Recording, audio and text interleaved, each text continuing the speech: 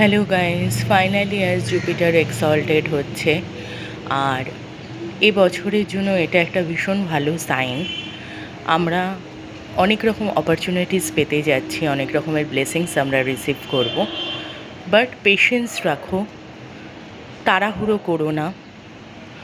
Within 3 month two 6 month তোমরা সবাই বুঝতে পারবে আমাদের ডেলি টু ডেলি লাইফে সমস্ত কিছু ট্রান্সফরমেশন হচ্ছে। আমরা অনেক কিছু শিফট দেখতে পাবো, অনেক রকমের ব্লেসিংস পাবো। হ্যাঁ, এটা ডিপেন্ড করবে কিছুটা তোমাদের মুন কীরকম প্লেসমেন্ট আছে তার ওপর। তাহলেও এই ট্রানজিট ভীষণ ভালো, সবার জন্যই ভালো। দেবগুরু বৃহস্পতি এক্সল্টেড হচ্ছে দীর্ঘ 12 বছর পর, তো নিজের গ্রহে ফিরছে, তো এটা ভালো সবার জন্যই।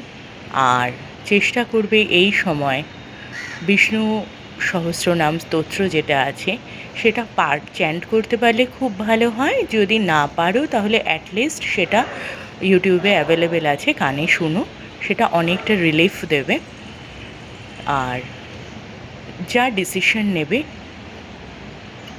শান্তভাবে, ধীর স্থির গতিতে, one step at one time, পেশেন্সের সঙ্গে নাও, যা হবে ভালো হবে।